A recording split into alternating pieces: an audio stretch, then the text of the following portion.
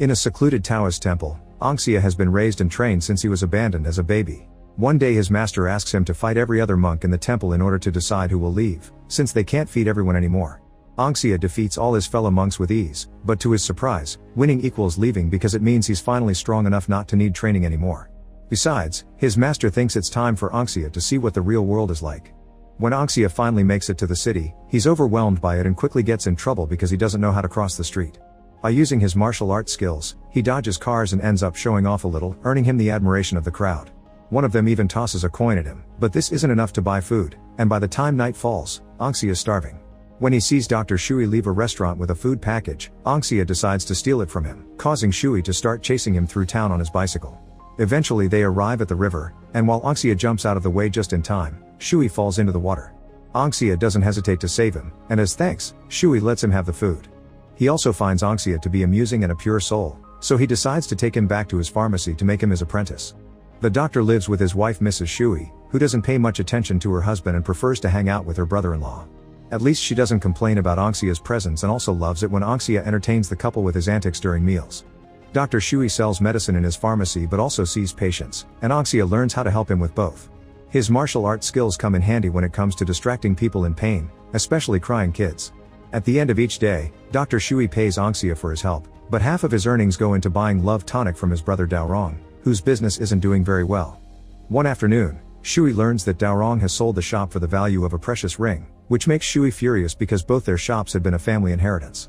Daorong doesn't care though, and he reminds Shui that he gave up monkhood for a woman, so he can't exactly talk. Dr. Shui leaves the shop in a huff, thus Anxia goes after him to ask for an explanation.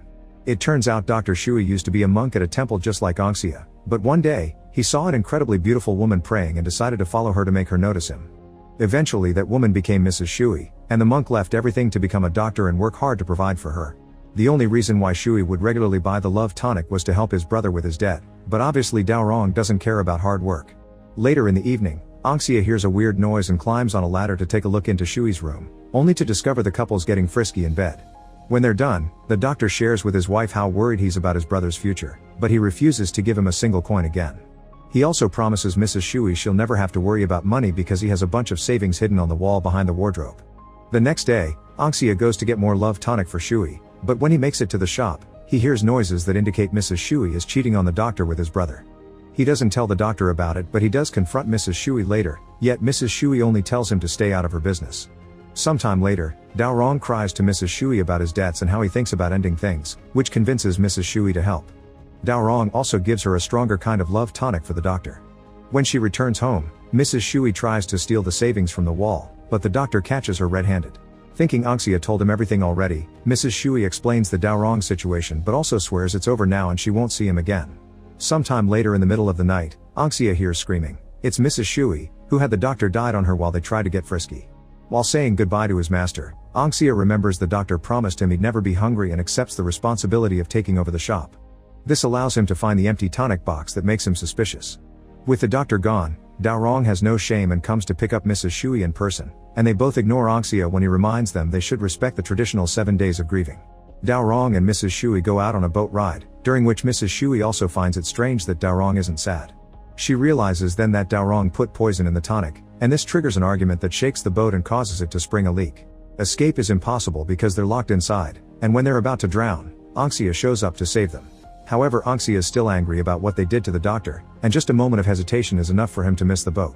Overwhelmed with guilt, Anxia runs to a temple to pray for his sins and is found by Abbot Rusong, who makes Anxia kneel for Buddha so he can be punished for killing. Following Buddhist tradition, Anxia spends 7 days on his knees repenting until he passes out, still unsure if what he did was right or wrong.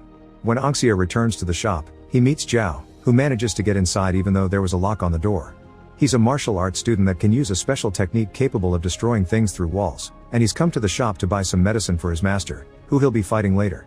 Anxia is very impressed by this mighty technique, and after doing the sale, he follows Zhao in secret to watch him fight his master Peng. Both men are very skilled and Zhao manages to stay calm even when Peng taunts him, but in the end, Peng beats up his student anyway. Zhao refuses to give up and uses the special technique to land the final hit with props he finds in the area, but this also forces him to admit he's been practicing his master's technique behind his back. Peng doesn't mind and admits Zhao is more skilled than his own son, so he'll be the one to inherit the leadership of his school. A happy Zhao starts making his way out, but he suddenly falls to the floor, because Peng's waited for the right moment to betray him and kill him with his umbrella to get revenge for his stolen technique and keep his son as his heir. The next day, Peng's son Quaizi shows up at Anxia's shop to get some medicine for his father. He also has some meat that he'd love to cook properly, and Anxia accepts to share his kitchen in exchange for sharing the lunch. When the stew is ready, Quaizi only lets Anxia eat after he shares all the details about the fight. Things get weird when they realize the meat has a special poison that makes them hallucinate and their faces swell, and after Anxia sees the ghost of Mrs. Shui, he decides they should get drunk to forget. Since they don't have money, Anxia and Quaizi go to a temple to steal the donation box. Shu is the monk protecting the box and quickly gives them a lesson by beating them in a battle that ends with their heads against the ground. Quaizi runs away in fear, but Anxia stays to apologize and asks Shu to be his master, but Shu turns him down. The following morning, Quaizi tells Peng about what happened, and Peng immediately realizes that must have been the same Shu he trained with when they were younger and stole a technique from him. Their conversation's interrupted when Anxia brings over the medicine order, and after Quaizi quickly kicks him out, he explains to his father it was Anxia that told him about the temple. Now Peng thinks Anxia and Shu are working together. Meanwhile, Anxia packs his things and says goodbye to the doctor at his altar before returning to the temple to beg Shu to train him again. Anxia begins showing he can be useful by sweeping the area, but Shu takes the broom from him and shows him his special cleaning technique before giving it back, explaining even cleaning must be an exercise in focus. Sometime later, a girl approaches Anxia saying her fortune predicted she would meet her savior in the temple. Her biggest wish is to have a baby, and Anxia promises to help her find a way. In the evening, Anxia goes to see Rusong for advice, and they both close their eyes to meet in their headspace. Rusong tells Anxia about a secret room in the temple where men took women to get them pregnant, and he locked it some time ago to protect it. Anxia isn't sure why Rusong finds this amusing, but when he opens his eyes, he finds the key to the room. Afterward, Anxia takes the girl to the room and finally realizes there's a space for them to get frisky. They have a wonderful night together, but the girl won't tell him her name because they can't see each other again. Later, after sharing this experience with Shu, Anxia asks him for his story in return. Shu explains that when his old master died, he passed his ape strike technique to him and made him the heir of the school because his son Peng wasn't good enough. Peng was furious and fought Shu until he ran away from the school, and nowadays, Shu is waiting for the right moment to return something to his rightful owner. Their conversation is suddenly interrupted by Peng, who has come to ask for the secret manual with his father's techniques. Shu explains there has never been such a manual, but he's written all he knew in a notebook that he can finally give to Peng to make up for their disagreement. Peng grabs the manual and tosses it into the kitchen fire, prompting Anxia to run to recover it, but Peng quickly jumps in to hit him away. Shu doesn't want things to turn violent and apologizes to Peng for running away all those years ago. Now he understands he should have stayed so they could learn together. He also wants to bow in respect, but Peng's still resentful and starts a fight. Their kung fu techniques destroy many parts of the temple, and Shu has to push Anxia out of the way multiple times to stop Peng from attacking him too. Seeing Shu move so fast to take his student outside makes Peng drop the fight and leave the temple, but as soon as the doors close, he reveals he was just pretending and uses his special technique to attack through the wall. A statue explodes and the little pieces go after Shu, who grabs his broom and uses his powers to create a tornado of leaves that acts as a shield. Peng thinks he won and comes back inside to check, prompting Shu to jump on him and restart the fight. When Peng is about to use his special technique again, Shu notices the full moon is out and uses its energy to control the water from a fountain and push his enemy back.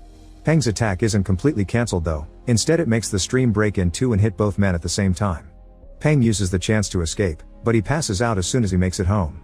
Quaizi rushes to look for medicine in the drawers and finds a gun next to it. Now the memory of the weapon won't leave his mind while he takes care of his father. Meanwhile, Anxia finally convinces Shu to teach him his techniques, although for now they start with the theory behind the forces of nature. As thanks, Anxia reveals he did rescue the notebook from the fire and returns it to Shu. Later when Anxia is in bed, he hears a couple of gunshots echoing in the temple and he runs outside only to discover Shu has been shot. A dying Shu wishes to see someone named Cha one last time and give him the notebook, but Anxia doesn't know who that is and takes Shu to see Rusong instead. The monk teaches Shu that this is the result of karma, and now that Shu finally understands how the cycle has closed, his soul leaves in peace after seeing his friend Cha in his heart. Meanwhile, Peng wakes up to discover it was his son that shot Shu. A few days later, Anxia goes to the city because he's learned Cha has become a performer at the local theater. After the show is over, Anxia tells Cha what happened, but even when Cha visits the temple and sees the bloodstained clothes he refuses to believe it, especially since Shu never took students before. Anxia shares more details to prove his story, and in return, Cha explains he had met Shu before they joined the Kung Fu school.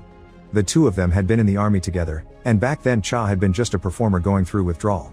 When his first battle began, he ran away in fear, but Shu came after him and helped him keep his sanity during the war. Cha wants revenge for the death of his friend, and Anxia tells him it probably was Peng that killed him.